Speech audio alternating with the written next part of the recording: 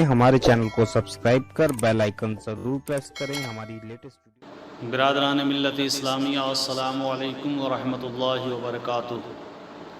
الحمدللہ رب العالمین والصلاة والسلام علی سیدنا وسید المرسلین وعلی آلہ وصحابہ اجمعین اما بعد فاعوذ باللہ من الشیطان الرجیم بسم اللہ الرحمن الرحیم قال اللہ تعالی فی القرآن المجید والفرقان الحمید انا نحن نزلنا الذکر وانا لہ لحافظون صدق اللہ العظیم۔ اللہ کے محبوب کا فرمان نہ بدلے گا، اللہ کے محبوب کا فرمان نہ بدلے گا، بدلے گا زمانہ لاکھ مگر قرآن نہ بدلے گا، اور دلی میں کئی بار بدلیں گے منسٹر، اجمیر کی دھرتی کا سلطان نہ بدلے گا، اجمیر کی دھرتی کا سلطان نہ بدلے گا۔ اور صحرا میں جنگلوں میں بیابان میں پڑھو، صحرا میں جنگلوں میں بیابان میں پڑھو، مینار گر پڑے ہیں تو میدان میں پڑھو، اور یہ بے خبر نجومی تمہیں کیا بتائیں گے، ارے کل ہونے والا ہے کیا قرآن میں پڑھو۔ محترم ناظرین و سامعین، اللہ تعالیٰ کا لاکھ لاکھ شکر و احسان ہے کہ رب تعالیٰ نے ہمیں پیارے آقا علیہ السلام کی امت میں پیدا فرمایا اور مسلمان بنایا، اور آقا کریم صلی اللہ تعالیٰ علیہ وسلم کی غلامی کا شرف بخشا۔ رب تعالیٰ نے حضور علیہ السلام کی غلامی کا شرف بخش کر کے ہمیں دولت ایمان دی، اور پیارے آقا علیہ السلام کے صدقے میں رب تعالیٰ نے ہمیں پیارا اور مقدس قرآن عطا فرمایا۔ یہ وہ قرآن ہے جس کی شان و عظمت بہت بلند ہے۔ قرآن عظیم کے عظمتوں کے کیا کہنے، جس کے ایک حرف کو پڑھا جائے تو 10 نیکیاں ملتی ہیں، اور قرآن وہ مقدس کتاب ہے جس کی حفاظت کا ذمہ خود رب نے لیا ہے۔ اللہ تبارک و تعالی نے اس قرآن کی حفاظت کا ذمہ ہر طریقے سے لیا ہے، نہ کوئی اس میں تبدیلی کر سکتا ہے، نہ کوئی تحریف کر سکتا ہے، نہ کوئی اس میں تغیر و تبدل کر سکتا ہے۔ اللہ تبارک و تعالی نے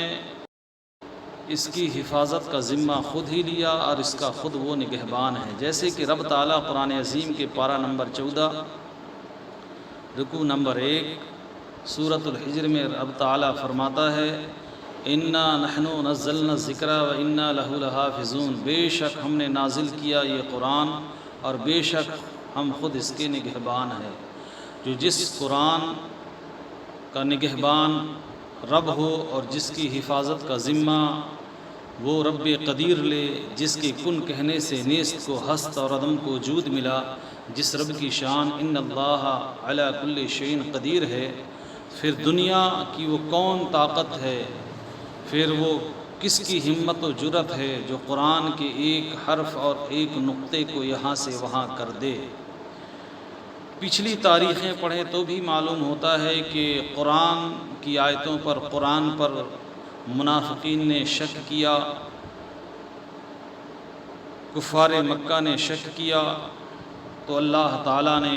انہیں چیلنج کر دیا۔ پھر وہ ایک قرآن کی نہ آیت بنا کر لا سکے اور نہ اس میں کچھ تبدیلی کر سکے، سب کی زبانیں خاموش ہو گئیں۔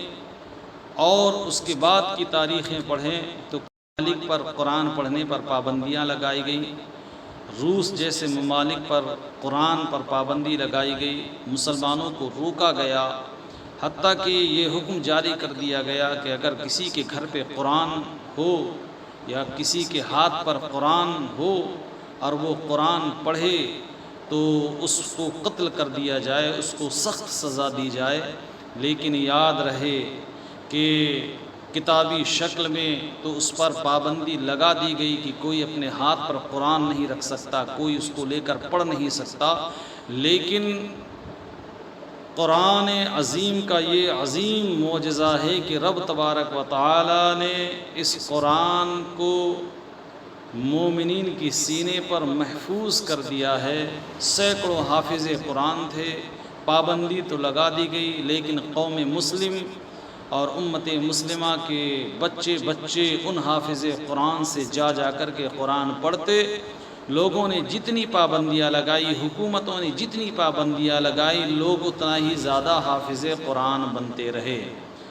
بہرکیف یہ پچھلی تاریخیں بتاتی ہیں کہ کل کسی نے قرآن کا نہ کچھ بگاڑ سکا، نہ قرآن میں کوئی تحریف کر سکا، اور نہ کوئی اس کی مثل کوئی پیش کر سکا، اس لیے کہ قرآن جیسی عظیم کتاب دنیا میں کوئی نہیں ہے۔ صرف اللہ کی واحد کتاب قرآن عظیم ہے، جس کی شان و عظمت بہت بلند ہے۔ اور آج بھی کوئی قرآن کے خلاف آوازیں اٹھاتا ہے تو یاد رکھے مردود، خبیث، جہنمی وسیم رضوی جیسے نے اگر قرآن کی 26 آیتوں پر اگر قرآن کی 26 آیتوں پر اعتراض کیا، یہ 26 آیتیں جو ہے آتنکواد کو بڑھاوا دیتی ہے، تو سن اے وسیم رضوی، جہنمی، خبیث، حرامی النسل، سن لے کہ تو نے قرآن کو صحیح سے پڑھا نہیں، قرآن کو تو نے سمجھا نہیں۔ ارے قرآن اللہ کا پاکیزہ کلام ہے، اور رب تبارک و تعالی کیا آتنکواد کو بڑھاوا دے سکتا ہے؟ آتنکواد تو وہ ہے جو فتنہ و فساد پیدا کرے، لوگوں کی بیکار جانیں لیں، لوگوں کے گھر اجاڑ دیں، جو ہے خون ریزیاں کرے، وہ آتنکواد ہے۔ اسلام میں کوئی آتنکواد نہیں، اسلام تو آتنکواد کو ختم کرنے کے لیے آیا، اور تو کہتا ہے کہ یہ 26 آیتیں آتنکواد کو بڑھاوا دے رہی ہیں، اس میں آتنکواد کے بارے میں ہے، ذکر ہے، تو سن لے تو نے قرآن کو پڑھا نہیں۔ اللہ نے سچ قرآن میں فرمایا ہے، یضل بہ کثیرا ویہدی بہ کثیرا، بہت سے لوگ قرآن کو پڑھ کر کے گمراہ ہو جائیں گے، اور بہت سے لوگ قرآن کو پڑھ کر کے ہدایت پا جائیں گے، اور یہ تو پہلے ہی سے تو گمراہ تھا۔ اے وسیم رضوی، شیعہ سمدائے سے تو تعلق رکھتا ہے، یاد رکھ آج تک کسی شیعہ نے جو توہین اور جو اتنا خطرناک کام نہ کیا، وہ اس کام کو تو نے انجام دیا ہے۔ اور جب وسیم رضوی نے 26 آیتوں پر الزام لگایا تو اس کے خلاف خود شیعہ سمدائے کے لوگ اور تمام دنیا کے سنی مسلمان اور پھر جتنے بھی فرقے کے لوگ ہیں، تمام لوگوں نے احتجاجیں کی، لیکن پھر بھی حکومت ہند سے مطالبہ کرنے کے بعد میں اس کو سزا نہ ملی، اور پھر اس کا بند کمرے میں رہ کر کے اتنا حوصلہ بلند ہوا کہ اب اس نے چیلنج کر دیا کہ میں نے قرآن کی 26 آیتوں کو ہٹا کر کے نیا قرآن لا لیا ہے۔ اب نیا قرآن جو میں نے لایا ہے، اس کی خبر میں نے حکومت ہند تک پہنچا دی ہے، اور حکومت ہند جو ہے اب اس میرے لائے ہوئے نئے قرآن کو جو 26 آیتوں کو ہٹا کر کے میں نے لایا ہے، اسے حکومت ہند مدرسوں میں، مکتبوں میں، مساجدوں میں پڑھوائے۔ تو سن اے وسیم رضوی، تو 2 کوڑی کا انسان نہیں ہے، تیری اوقات کیا ہے؟